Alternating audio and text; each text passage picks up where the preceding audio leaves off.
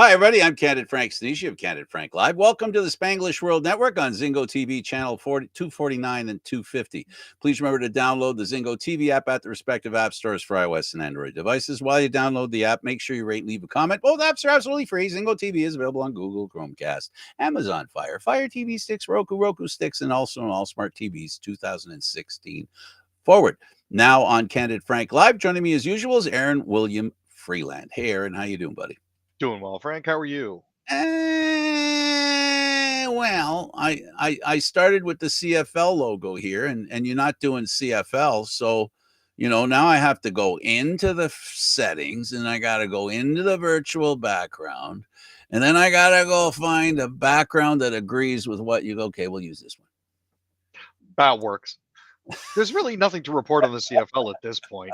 I mean, What, the season's over? the season's done. Silly season hasn't started yet. So instead, we'll talk about F1 and we'll talk about Verstappen. So, yeah, it happened again. Now, those who follow F1 know that Max won 19 races last season, including 10 in a row, in what would go down as one of the greatest in Formula One history. But it's his current 8-win season, his lowest victory total since 2020, that Verstappen considers a career-defining campaign. In order to win his fourth title, he only had to finish in front of Lando Norris, which he did, and it sealed the title with 2 races remaining in the season. The top of the leaderboard was Mercedes and Ferrari. Then it was Max Verstappen. Then it was McLaren, and then the rest of the field following up behind that. But it's one of his worst seasons that he's had in quite some time, and he still managed to win it. So I think that says a lot about his driving ability, for one, and two, the car that he's been given. So we'll see where it goes next year, but he's reasonably convinced that with the advances that a lot of other teams have made, the 2025 season before new regulations kick in 2026 is going to be a dogfight. Absolutely wonderful. And so, are there any races? I guess you're done for this year going to races, right? There's no other Yeah, race.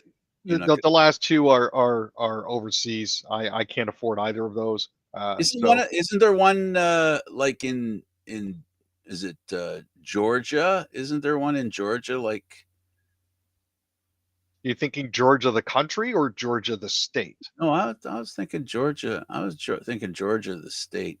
Yeah, Actually. no. The 3 races in America are done. It was Vegas, Miami, and the course of the Americas in Texas, and Oh, those 3 have finished. They're not actually coming around again to Canada until June of next year. But here's a really neat thing for those of you who enjoy coupling your racing with holidays. The race in 2026 is actually going to be over the May long weekend. So you'll be able to bundle your racing action with the Victoria Day long weekend in Montreal, which could prove sweet. to be interesting. Very nice. Very Yeah, nice. I'm impressed with that opportunity. It works fantastic for me. So I changed the background. As you can see, it wonderful. has to do with hockey. So why don't we talk about hockey now? We can Um, certainly do that. and we might as well start with those fantastic Montreal Canadiens, the Habs, and they're on a real tear right now, eh? They're really on a really good tear. They're trying for that first overall pick, and they're doing good at it. They are succeeding surprisingly well at going nowhere fast. They are currently just 1 point behind the Ottawa Senators, who have lost 4 in a row. They actually managed to string a couple wins together, Montreal did, before losing to the Golden Knights. They actually ran a 5-goal second period up on the Habs. Uh, they had goals from Tomas Hertel, Callahan Burke, uh, Ivan Barbashev, Tanner Pearson, and Keegan Colasar. Montreal's Emil Heineman and Jacob Struble scored in the third period before Jack Eichel collected his 7th goal of the season. Aiden Hill stopped 15 of 17 shots. Montembeault gave up 5 goals on 25 shots before he was replaced by Caden Primo, who turned away 2 of the 3 shots that he faced. What The what even strength. Hmm? what happened to that All-Star golden I that don't that Vezina Trophy winning goaltender that played against Toronto first game? Right? You always wonder about that. I think the problem that we have here is the even strength play that helped Montreal win 4 of the past 5 games just disappeared, as the Canadians kind of regressed into Timbits hockey for the first period. I mean, the Golden Knights have recovered from losing back-to-back games earlier in the week with a second straight road win. 11 different players have registered at least a point playing Montreal. Do you think part of the issue might be coaching, and maybe we're finally seeing the real coaching experience that the guy behind the bench has, which is close to this much? Actually, it is this much before it I became. I hate to bag on Martin. I really do. The dude is doing the best that he can with the knowledge that he had coming into this. The unfortunate thing is, I don't think he's surrounded himself with the right people to Can, help him can out. we agree on something? Sure. Not his fault he's coaching the Montreal Canadiens. The people who should know better about hiring people shouldn't have hired him. I I mean, think that's a safe assumption. like it's so easy to, blame, everything. And you know how I feel about this. I feel about this with teams, with contracts, with coaches, with assistant coaches, with general managers. There's always somebody who gives them permission to do that role. And one has to always look back and ask themselves, who said that that guy was a coach? And therein lies the problem. And you know what? Honestly, I am the last person to cast aspersions about anyone's ability to do anything. Um, but honestly, when looking at resumes, they probably should have looked a little bit deeper. They Um, should have looked NHL experience. the problem that we get into though is there's always a coaching carousel, right? You always say coaches are hired to be fired, but Well, it just look, keeps. it's true, but look what happened. Look what happened in St. Louis. They fired their coach 5 days later after being fired. Jim Montgomery says, "Yeah, I'll take the job." I, you I mean, know, and they said it. They were very boldly frank. Excuse me, pun intended. They said, "Yes, we fired our coach because that coach became available." I mean, God bless them for doing that, but seriously, yeah. I mean, to come right out and admit it and say, the guy we had wasn't very good. And this good guy came up, so let's get rid of him. I'm surprised Montreal didn't jump on first. They let him get out of the Atlantic Division. And that's never a good thing. But yeah, Drew Bannister is just done. They fired him on Sunday, and Montgomery's in less than 24 hours later. It's one of those. I guess you could have seen it coming. Well, how many teams do you think are on the fence with the coach that they have? Montreal is one. How many more teams? There's got to be 4 or 5 teams that are on the fence with their coach going, I don't know. But they keep them because they don't want to make that extra move because if they fire this guy and the next guy turns into trash real quick, then people are going to start looking beyond the coaching position, if you see what I'm saying. And you don't want that to creep further up the chain. No. You don't want people to say, maybe it's you. Maybe, just maybe, it might be you. You don't want them I saying mean, you look at the San Jose, you look at Anaheim, they're both floundering. You look at the Chicago, who have had no luck recently with oh injuries. my goodness, Chicago! Please don't talk to me about Chicago. Poor Bedard, and they went and they got some really good players. They brought in a guy who's a great captain. They brought in the former Leaf there, that kid Bertuzzi. They've got a pretty good lineup on paper, but what we've learned about paper: light a match, it burns real easy. Like it goes up in smoke in a hurry. I think there was a certain amount of goodwill that Chicago had that they were God, banking on when they got Bedard, and that's all gone. that You is know, gone. And then in the mirror image of that one, the mirror thing of that, well, team again in the same kind of position as Chicago, the Pittsburgh Penguins and their captain. Ooh. And he's so loyal, he probably won't say trade me. He'll say I'll stay because I'll help fix the problem. But Mr. Crosby, some problems are beyond being repaired, and no one individual can fix them. You may want to do yourself a favor, Sid. Go on long-term injured reserve for the remainder of the season. Let them bank that and get a couple more players, younger, not broken players, and Oh get. my God. Oh, Talk about paper. it's a bad Talk situation, man. about paper. This is onion paper. You can see clear through it to a loser. I mean, it's just terrible. And a guy like Crosby, honorable player, a guy that took less money than he could have on a few instances. He has been the true trooper for the Pittsburgh Penguins and that brand. And this is what he ends up with. And if they say to him, what would you say? I'd say yes if I were him. If they say to him, Sidney, we got this opportunity. There's this team in there, like hovering around first place in their division, and they're thinking, you'd be a good addition. What do you think? If he's him, or if I'm him, I'm saying, pick me, pick me, pick me. There are some cautionary tales, though. I mean, you look at some of the There is. players, some of the captains that have left for other teams have not necessarily been treated as well by the departing fan base. If I were Sid, I would probably be asking for a trade out of division entirely, potentially even out of conference, so I don't have to worry Or about. trade me to a Russian team. Oh, I'm just kidding. I'm just kidding. He'd never say that. But you know what? I think I personally think the Pittsburgh Penguin fans know what their team looks like, right? Would that be fair? They're educated enough in the game of hockey. They've had regimes of Stanley Cup championships. They had the Lemieux version. They had the Sidney Crosby version. And I don't think they'd treat him as bad leaving. If I'll do a comparable here. If Sundin was traded from the Maple Leafs, and I don't think the context is any different when they wanted to trade him, I don't think the fans would have been bitter with him. When he show up again to play against the Leafs, he would get a standing ovation. And I can't see it any different for Sidney Crosby because of the fact that his team is the next best thing to toilet water, right?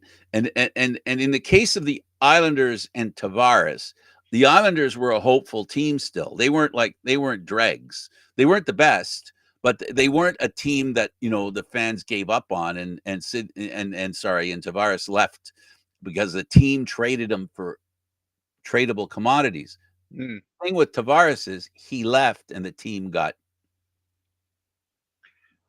Had they worked perhaps a little bit harder at getting a proper deal for him, he might not have left at all. Yes. I'm just saying. Yeah. No. Hey, listen, we don't know because we're not in anybody's head, right? But what we do know is we can assume shit, and that's something that we do around here. We do it all the time, and to be honest with you, Crosby being traded for assets to the Pittsburgh Penguins, let's say for a 1-year deal, and then Crosby comes back to Pittsburgh the following year, they can do that, and the league wouldn't be upset with them. The team that brings them in wouldn't be upset with him, and the team of fans that adore him in Pittsburgh would not be upset with him.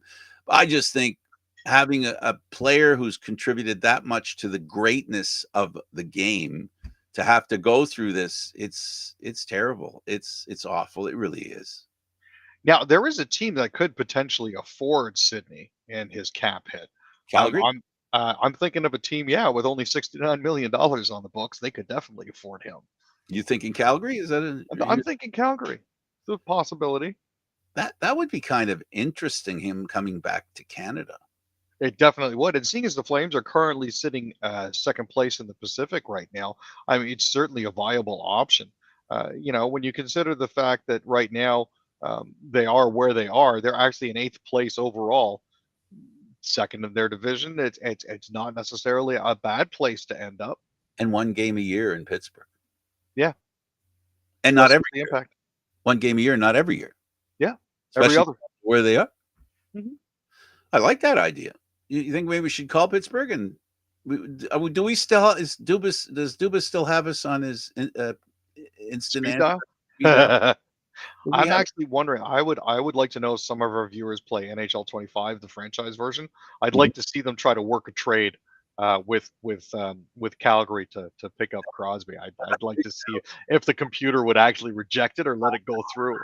you know, if the cap is involved and all those other things are involved, the fact that the positioning of Calgary right now would be, if I was Crosby, that would be interesting to come home and play in Canada. I think would be very interesting. Oh, for sure. Even if it's only for one season. Yeah, like I Mhm. said, for one season he can go back to Pittsburgh. You never know though. He might like it.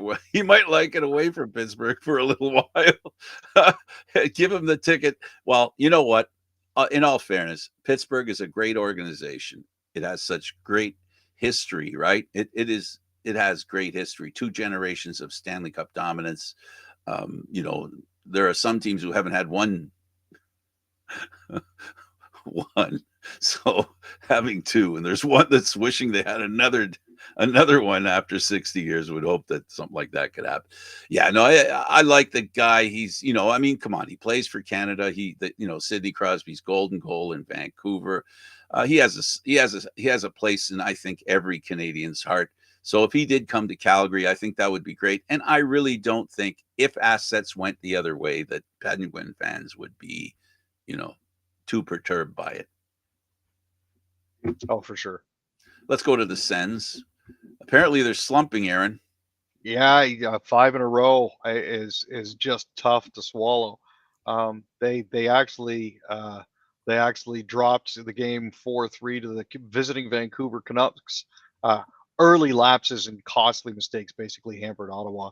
Only the Habs are lower than them currently in the Eastern Conference. Which, look, it's like they've been unable to play the full 60.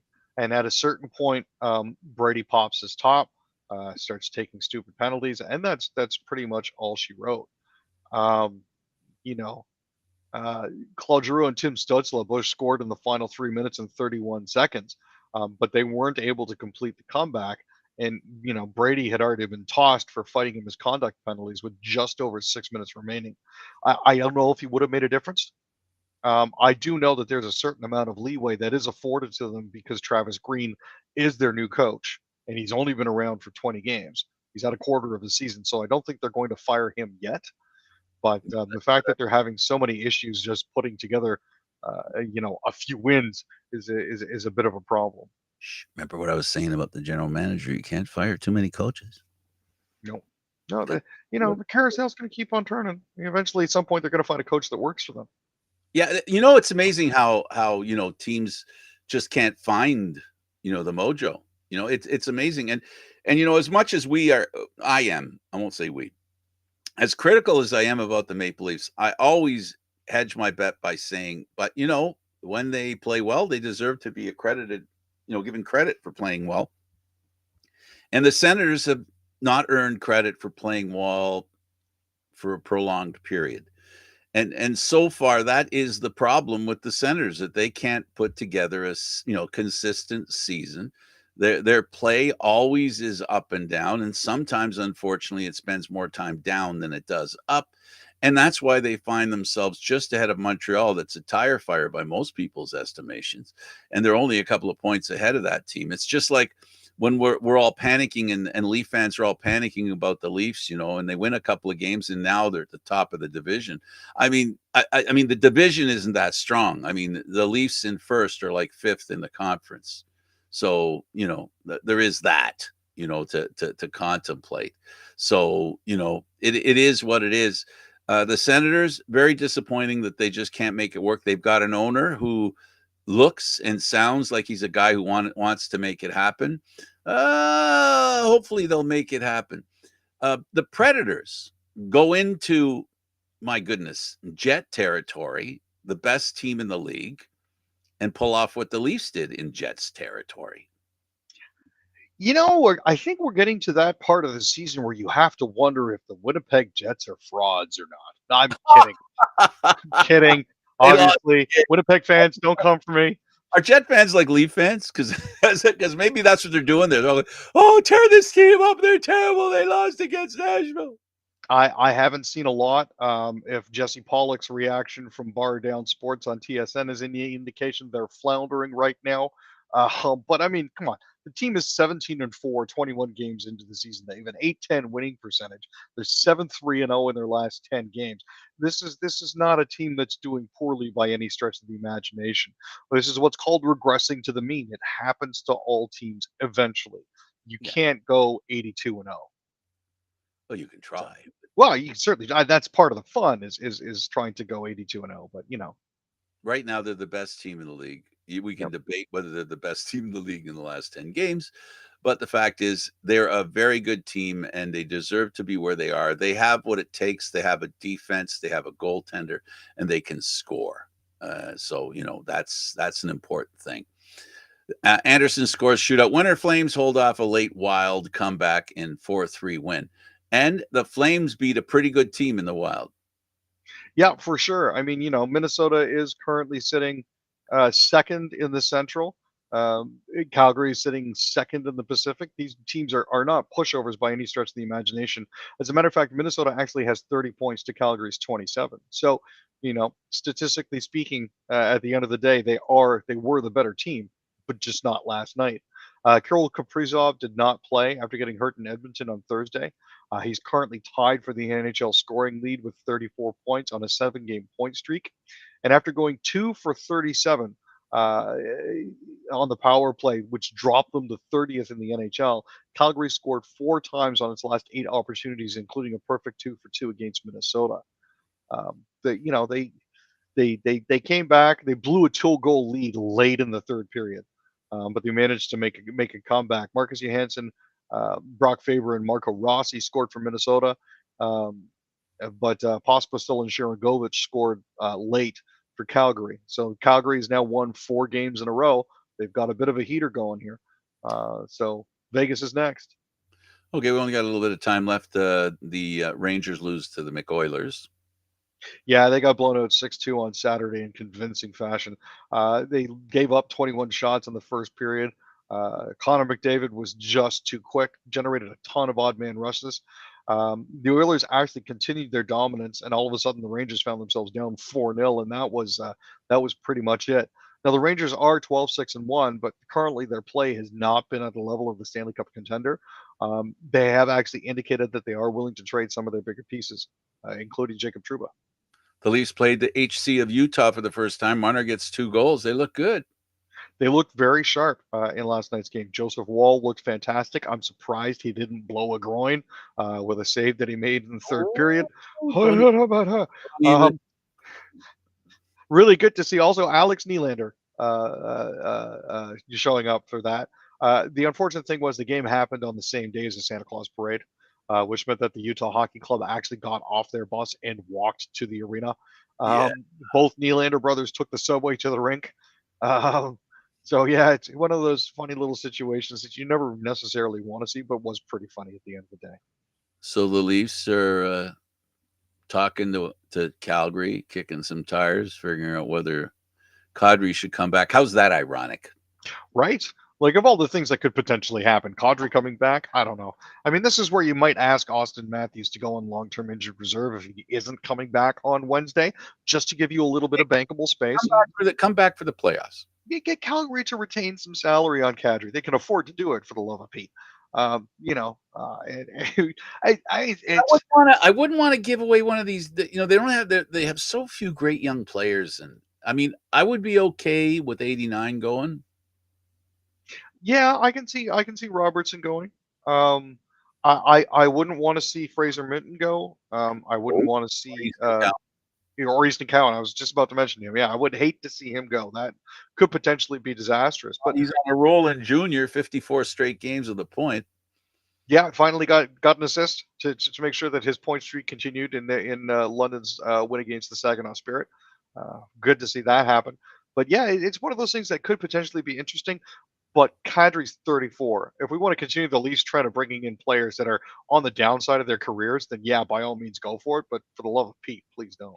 If Calgary wants to get rid of him and and decided that maybe it's better to try their young players, I'd say sure. But they are in a position in the playoffs, and giving up Kadri could affect that chase, right? And I don't think they want to give up that chase. So I really don't see Calgary parting with Kadri for anything less than a serious amount of talent coming back.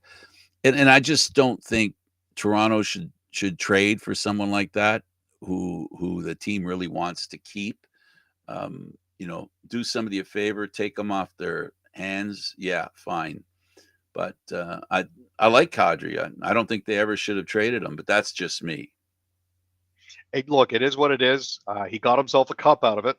Congratulations to him on that. Now he's reaping the rewards. He's got $28 million left on his $49 million deal. I don't know if the Leafs want to swallow that. I don't know if the cap is going to go up enough to allow them to do that. So it is what it is. Thank you so much. Hey, right. Always a pleasure. For Aaron William Freeland, I'm Candid Frank Stanisci. Thank you for watching Candid Frank Live. Aaron, live on, today's Monday at 6 p.m. This show can also be heard on the Spanglish World Radio Network. For Candid Frank Live, other news and entertainment sports programming we offer, please check out spanglishworld.ca. Watch it, read it, download it, and live it. Thanks for watching, everybody. Ciao for now.